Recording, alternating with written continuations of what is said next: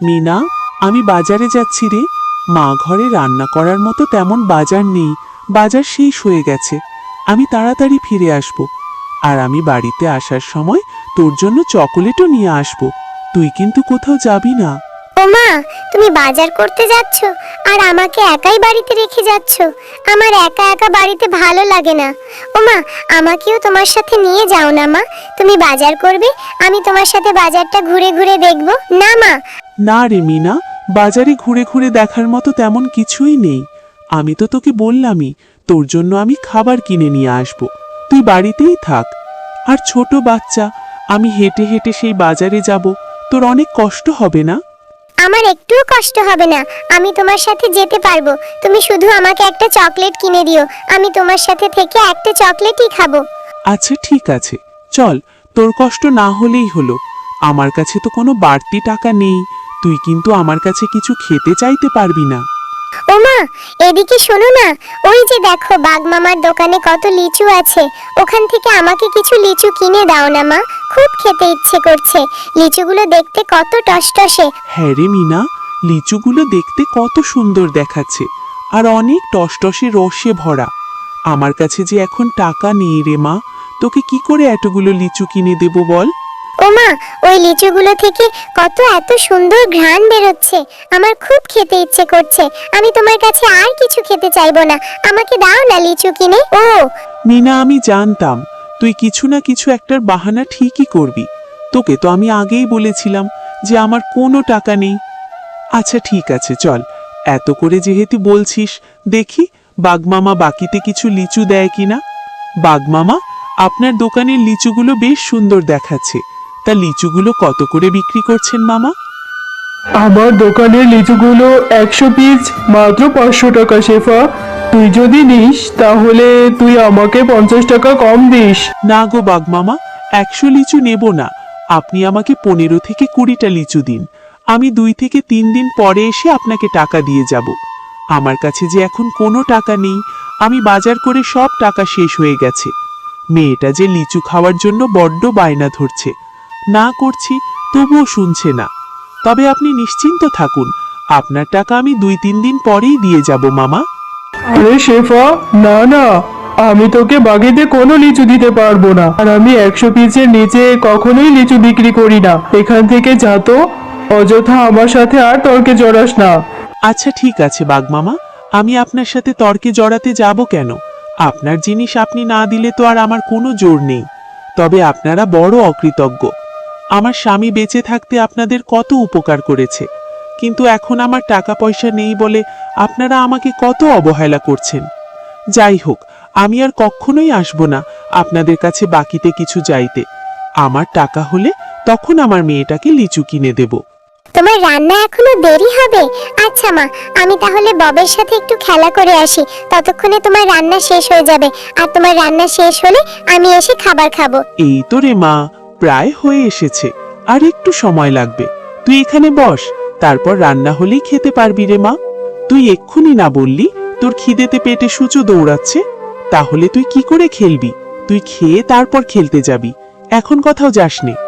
না মা, তুমি চিন্তা করো না, আমি দেরি করব না, এক্ষুনি খেলা করে চলে আসব, ততক্ষণে তোমার রান্না হয়ে যাবে। আমি জানি রে মিনা, তুই লিচু খেতে পারিসনি বলে তোর মন খারাপ হয়েছে। তুই চিন্তা করিস না রে মা, আর কষ্ট পাস না। আমার টাকা হলে আমি তোকে অনেক লিচু কিনে দেব, তোকে কথা দিচ্ছি রে মা। ববি, চল না আমরা মাঠে গিয়ে খেলা করি। না রে মিনা, আমি তো এখন তোর সাথে খেলা করতে যেতে পারবো না। আমার মা আমাদের বাড়ির পেছনে লিচু গাছ থেকে লিচু পাড়ছে। আমার মা আমাকে ওখানে যেতে বলেছে। আমি আমার মায়ের সাথে গাছ থেকে লিচু পেড়ে মজা করে লিচু খাবো। ও, তোরা লিচু পারবি? হ্যাঁ রে, আমারও না অনেক লিচু খেতে ইচ্ছে করে। আজকে বাজারে গিয়েছিলাম, মাকে কত করে বললাম লিচু কিনে দিতে, কিন্তু আমাদের তো অত টাকা নেই রে, তাই আমার মা আমাকে লিচু কিনে দিতে পারেনি। ও, তুই লিচু খাবি? হ্যাঁ, তুই চিন্তা করিস না, আমাদের গাছে অনেক লিচু আছে। আমার মাকে বলবো, তোকেও লিচু দেবে, তারপর তুই আর আমি মজা করে লিচু খাবো। চল চল, আমরা লিচু গাছের ওখানে যাই। ও মামা, তোমার তো দেখছি লিচু পাড়া প্রায় হয়েই গেছে। ভালোই হয়েছে, দেখো না মা, আমার সাথে আমি মিনাকেও নিয়ে এসেছি। জানো মা, মিনার নাকি খুব লিচু খেতে ইচ্ছে করছে। ওর মায়ের টাকা নেই বলে ও লিচু কিনে খেতে পারেনি। তুমি মিনাকে কিছু লিচু দাও না মা। আরে ববি, তুই আবার এই গরিবটাকে কেন সাথে করে নিয়ে এলি? তোকে একাই আসতে বলেছিলাম, এই ছোট লোকটাকে নিয়ে এসেছিস। এখন আবার একে লিচু দিতে হবে। লিচুর অনেক দাম, একে লিচু কি করে দেব? ও মা, তুমি এভাবে কেন কথা বলছো? ওরা তো গরিব হতে পারে, কিন্তু মিনা ও মিনার মা অনেক ভালো। জানো, আমি মিনাদের বাড়িতে গেলে মিনার মাও আমাকে কত খাবার খেতে দেয়। দাও না মা, একটা লিচুই দাও ওকে। আরে হ্যাঁ, সেটাই তো বলছি। ওরা যদি গরিব হবে তাহলে এত দামি ফল কেন খেতে হবে? ওরা কম দামি ফল খেলেই তো হয়। কাকিমা, আমার মায়ের কাছে যে অত টাকা নেই, তাই আমার মা বাজার থেকেও আমাকে লিচু কিনে দিতে পারেনি। থাক, আমার লিচু লাগবে না। আরে আমার আবার দয়ার শরীর, আমি কাউকে না করতে পারি না। আচ্ছা ঠিক আছে মিনা, এই যে আমার সামনের এই ঝুড়ির লিচুগুলো নিয়ে যা। এগুলো নিয়ে তোরা মা ও মেয়ে পেট পুড়ে খাবি। তুমি সত্যি বলছো কাকিমাহি? তাহলে তো অনেক মজা হবে। আচ্ছা ঠিক আছে, আমি এই লিচুগুলোই নিয়ে বাড়িতে চলে যাই। মা দেখলে খুব খুশি হবে।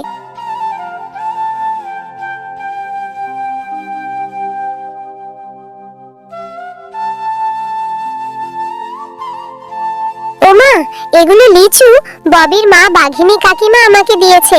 ওরা ওদের গাছ থেকে লিচু পাড়ছিল, আর আমি যখন গিয়েছিলাম ববির সাথে, ববি ওর মাকে বলাতে লিচুগুলো আমাকে দিয়ে দিয়েছে। এই লিচুগুলো এখন তুমি আর আমি খাবো মা।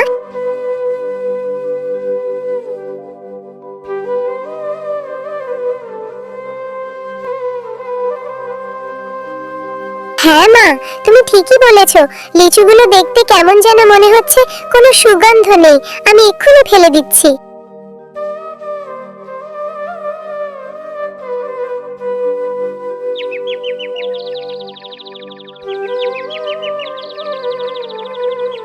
মা, দেখো দেখো, পুকুরে কত বড় একটা লিচুর গাছ হয়েছে।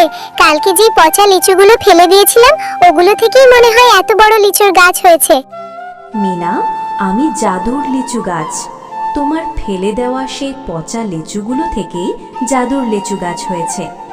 মিনা, আমি জাদুর লিচু গাছ। তোমরা মা ও মেয়ে অনেক ভালো। এখন থেকে এই গাছের লিচু তোমরা বিক্রি করতে পারবে, আর ইচ্ছে মতো লিচুও খেতে পারবে। এই গাছের লিচু কখনোই শেষ হবে না। জাদুর লিচু। জাদুর লিচু? লিচু তো দেখছি আমার কথাও বলে। নিশ্চয়ই আল্লাহ আমাদের উপর দয়া করেছে। এখন থেকে আমার মেয়েটা রোজ রোজ লিচু খেতে পারবে। হ্যাঁ মা, দেখো দেখো, এই জাদুর লিচুটা কত সুন্দর, আমার সাথে কথাও বলছে। ভালোই হয়েছে, আমার কথা বলার মতো একটা বন্ধু হয়েছে। আর এখন থেকে আমরা এই লিচুগুলো খেতে পারবো, আর বাজারে বিক্রি করলে আমাদের কষ্ট শেষ হয়ে যাবে। হ্যালো বন্ধুরা, গল্পটি যদি ভালো লেগে থাকে চ্যানেলটিকে সাবস্ক্রাইব করে দাও এবং পাশে থাকা বেল আইকনটিতে প্রেস করে দেও। আর প্রতি সপ্তাহে নতুন নতুন ভিডিও দেখার জন্য আমাদের পাশেই থেকো। ধন্যবাদ।